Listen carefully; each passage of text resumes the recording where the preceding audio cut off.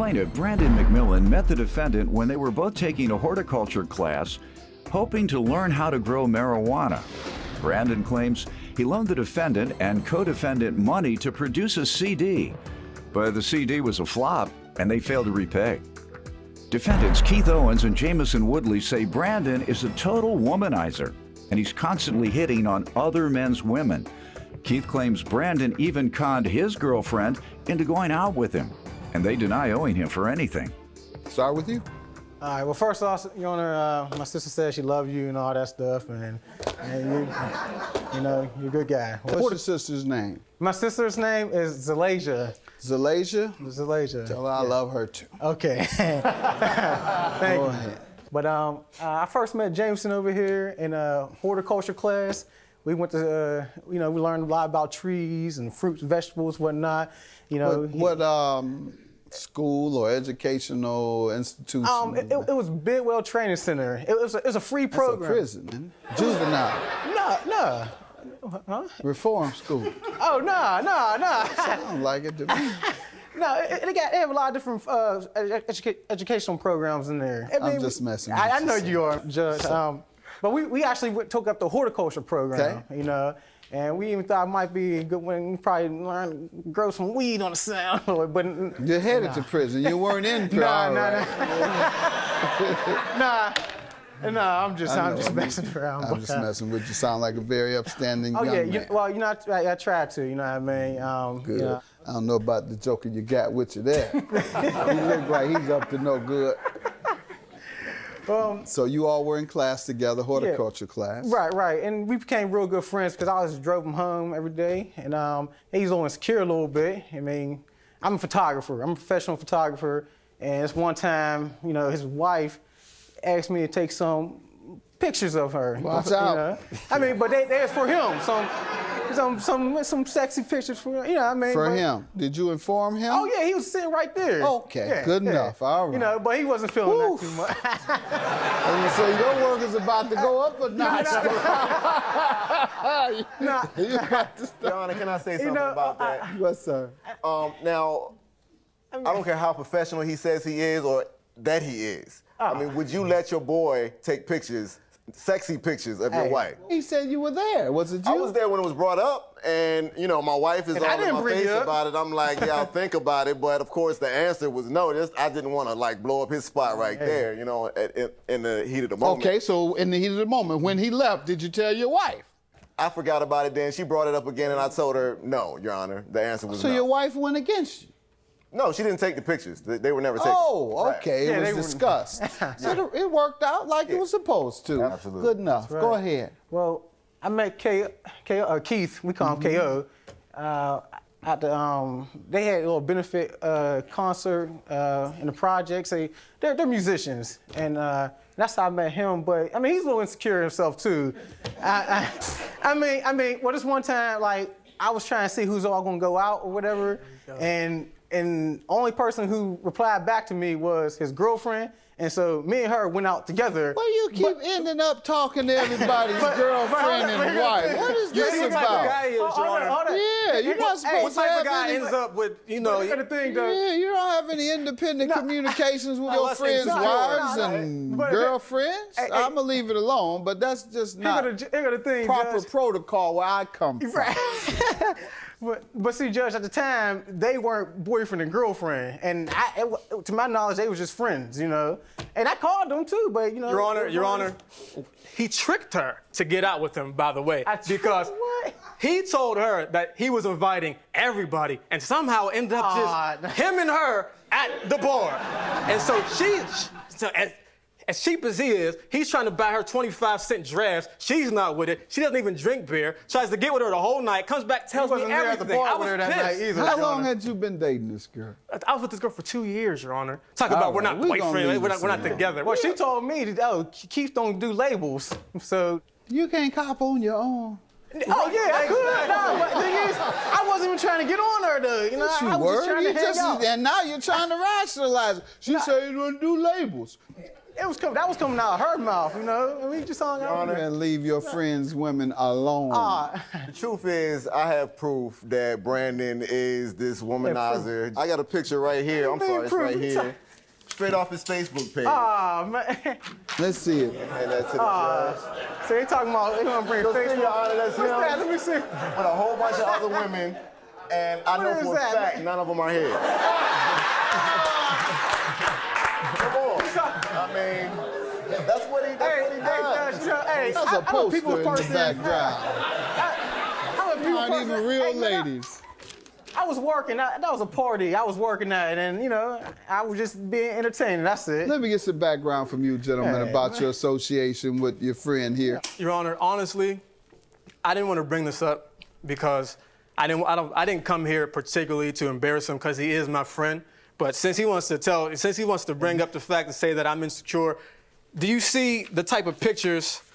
Like, for instance, Your Honor, this picture right here. Let's see it, Can you please show the judge this picture? He's posing. Let me see that. Who takes portraits of themselves holding a wad of money with about 320s and 51s, Your Honor?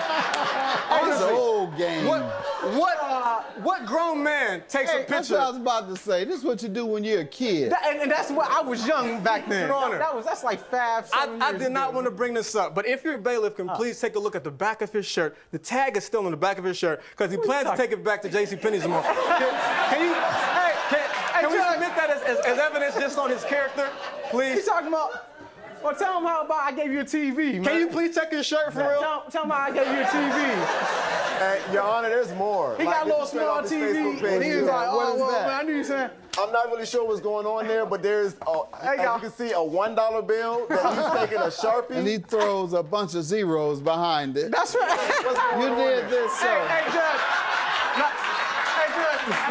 Explain that. Please explain that to the judge, please. I gotta hear this. Everybody right here. See, Judge, look, I'm all about success, Judge. You know what I mean? So I had did some research. You know, you put how much money you want to make in your lifetime. You know, so I got that taped on my ceiling, and every morning I wake up, I look at it. Every time I go to bed, I look at it, and it keeps me on track and focused. And I'm a go-getter.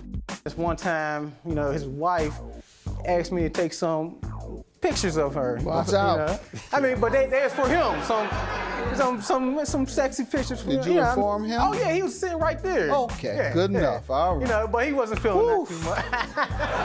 So your work is about to go up, but not. Plaintiff Brandon McMillan is suing his former friends, who claim Brandon is a womanizer, and they have the pictures to prove it. Tell me about the loan you're suing them for. Like I said, they're musicians, and they talking about they wanted some CDs produced, and you know they talking all bad about me, but I gave them the money anyway. But anyway, so you had enough money for that? Yeah, no problem, right? But you know, on March 8th, 2012, they came to me. So they asked for $1,500. You know, I said, all right, cool, I'm up. You know what I mean? Whatever. You know. Here you go. You know, sign a little promissory note right here, and let's see it, please. And here you go. You got a door. You know, and they supposed to repay by May 1st of 2012. And between the two of them, they haven't given you a dime. Zero. May 1st came, like, oh, what's going on, bro? Hey, oh, well, you know, man, this and that. Gentlemen. Your Honor, yes, Keith and I are musicians. We're part of a group called the Real Illuminati, and it just so happens that right around the time that we started blowing up on YouTube, Brandon did somehow have some extra cash. Somehow. Okay, and we were in the production process of creating this CD right here. You want to give me a copy? Jameson. Yes, sir, Your Honor. Thanks. We're in the production process, and I took that picture too, Your Honor. Yes, he did take that picture. He's a photographer. From his cell phone, Your Honor. That's very good photography. From his cell phone. That's a very good picture. We needed some help, and he happened to have some extra cash, so he did lend us the $1,500. Extra? How do you know it was extra? Well, any other time he doesn't have money to give, you know, so it's like he didn't give it this time. He loaned it. Well, that's true. But go ahead, sir.